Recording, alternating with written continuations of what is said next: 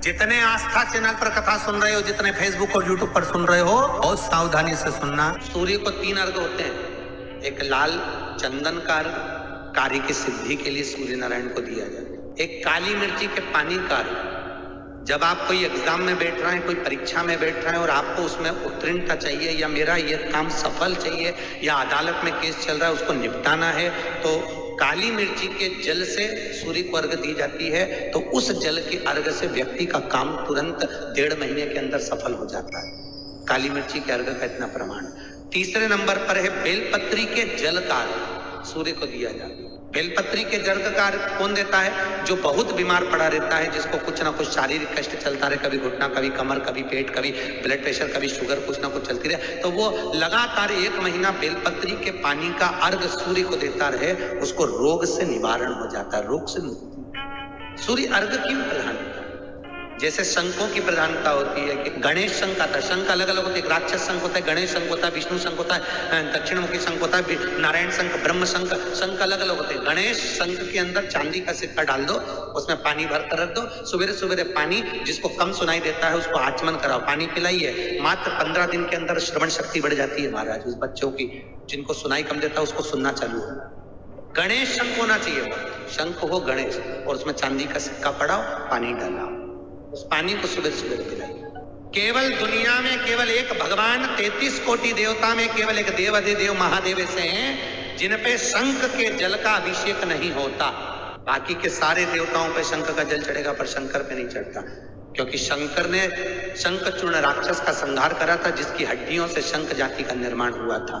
तो शास्त्र कहता है, शिव महापुराण में वर्णन लिखा है, विद्येश्वर सहित का वर्णन कर रही है शिव महापुराण की, अगर शंख के जल को शिव पर चढ़ा दिया जाता है तो व्यक्ति पर ब्राह्मण हत्या का दोष लग जाता है। इसलिए शंख का जल कभी शिव पर नहीं समर्पित। नारियों की जितनी भी बीमारियां होती हैं, स्त्रियों की, चाहे रजो धर्म से जुड़ी हो, चाहे अन्य चीजों से जुड़ी हो, माता प्रसूति का स्मरण कर कर, एक वो गूलर का फूल आता ना, घंटी वाला फूल, जिसमें एक डंडी बांधने की देवी जी को चढ़ता है, गूलर का फूल को माता प्रसूति का स्मरण कर कर जगदम्बा के मंदिर में जाकर देवी के चरण को छुआकर अगर उस पुष्प को माताएं खा लेती है तो उनका जो भी बीमारी होती है रजो धर्म से जुड़ी हुई, वो सारी बीमारियां उनकी समाप्त होती है। कई कई बच्चियों को रजो धर्म से जुड़ी हुई बहुत तकलीफ होती है, तो वो माता प्रसूति का स्मरण कर कर उस फूल को देवी के चरण में छुआकर उसको खा लो, चबा चबा। ये उसी तरह है जैसे भगवान शंकर पर चढ़ाया हुआ सूरजने की फली के पुष्प, जो सूरजना की फली बोलते हैं, क्या बोलते हैं, सांबर की फली, सांबर में डलती है, सूरजना की फली होती लंबी लंबी, कड़ी में डालते हो, सेम की फली, उसके जो पेड़ होता है उसकी 31 झूमर, पत्तियों के झूमर लगते हैं, पत्तियां अलग अलग झूमर में लगती है, 31 झूमर तोड़ लीजिए, शंकर को समर्पित कर दीजिए। रात को 12 बजे शिव जी को चढ़ाकर उस झूमर को वापस उठा लीजिए, 31 झूमर को, 31 झूमर, उसको पानी में उकाल लीजिए। घर जाकर आधा लीटर पानी में उकालोगे, 250 ग्राम हो जाएगा, उतना पानी बना लो, ठंडा करो, कपड़े से छानो। भले रात को 2 बज रही हो, 2:30 बज रही हो, 1:30 बज रही हो, और शंकर के मंदिर में जाकर उस जल को, जो छाना हुआ जल रहे, उससे अभिषेक कर दो। जैसे गन्ने के रस से करते हो, मौसम्बी के रस से करते हो, सरसों के तेल से करते हो, उसी तरह उस जल से अभिषेक कर दो। शिव श्री शिवाय नमस्तुभ्यम, कौन सा मंत्र है? श्री शिवाय नमस्तुभ्यम। जैसे भागवत जी का मूल मंत्र होता है ओम नमो भगवते वासुदेवाय, शिव महापुराण का मूल मंत्र है श्री शिवाय नमस्तुभ्यम। इस मंत्र को बोलते बोलते शंकर पर चढ़ा दीजिए, नीचे एक पात्र लगाइए, उस पात्र में उस जल को झेल लीजिए। मात्र 8 दिन 7 दिन उस पानी को सुबह सुबह खाली पेट लेना चालू कर दीजिए, शुगर लेवल में आ जाएगी। जिंदगी में कभी ना तो शुगर ऊपर जाएगी ना नीचे जाएगी, शुगर का लेवल कभी नहीं बढ़ाओ। 50 बार चेक करवाओ, डॉक्टर को दिखाओ, 25 बार चेक कराओ, और खूब मिठाई खाओ। और यदि ये नहीं कर सकते तो 3 तरह की तुलसा होती है। कितनी तुलसा होती है? 3, रामा तुलसा, श्यामा तुलसा और विमला तुलसा। कौन सी तुलसा? विमला। विमला तुलसा एक ऐसी तुलसा होती है, उसको कथाकार होए, चाहे वेद होए, चाहे डॉक्टर हो, उसको नहीं बताते। क्यों नहीं बताते?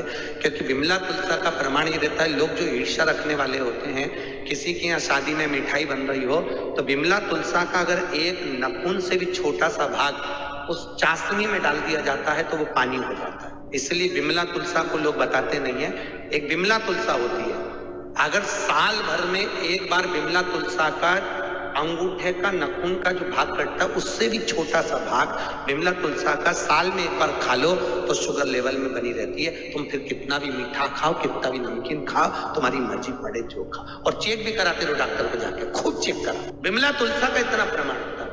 पर बिमला तुलसा को खाकर देखना, बिमला तुलसा का नियम है, बिमला तुलसा को खाने के बाद शक्कर खा के देखना, वो पानी जैसी लगना चाहिए, उसको मीठी नहीं लगना चाहिए, तो समझ लो बिमला तुलसा। और अगर खाने पर अगर शक्कर मीठी लग रही है तो वो बिमला तुलसा नहीं है। 3 तुलसा होती है, रामा, श्यामा और बिमला।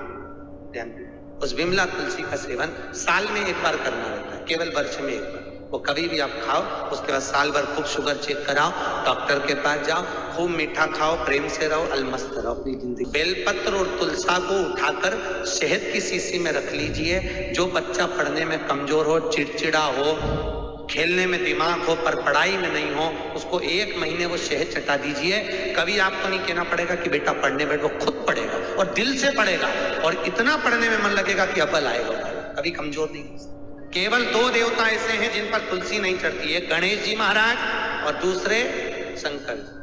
गणेश जी पे भी कभी तुलसी नहीं चढ़ती। अगर गणेश जी पे भूल से भी तुलसी चढ़ जाए तो गौ हत्या का दोष लगता है महाराज। इसलिए गणेश जी के लड्डू में, भोजन में, प्रसाद में तुलसी नहीं डाली जाए। गणेश जी को तुलसी का भोग नहीं लगता। और एक भोलेनाथ, भगवान शिव, इन पर भी तुलसी का प्रयोग नहीं होता। ये आज के समय में एक पत्रिका देखते हैं ना पंडित जी, तो क्या कहते हैं, काल सर्प दोष बोलते कि नहीं बोलते? क्या बोलते? काल सर्प दोष है। काल सर्प दोष का मतलब क्या? पहले के जमाने में काल सर्प दोष नहीं होता था। क्यों? क्योंकि लोग भगवान को स्नान कराकर जो पानी होता था उसको ले जाकर पेड़ पौधे में डालते थे। अब आज के जमाने में एक ही थाली में गणेश जी बिठा लिए, उसी में शंकर जी रख लिए, उसी में ठाकुर जी रख लिए, राम जी, लक्ष्मी जी सब उसी में रख के नहलाया और उस पानी को उठाकर ले जाकर एक ही पौधा लिए दिए घर में तुलसी का, उसमें ले जाकर डाल दिया।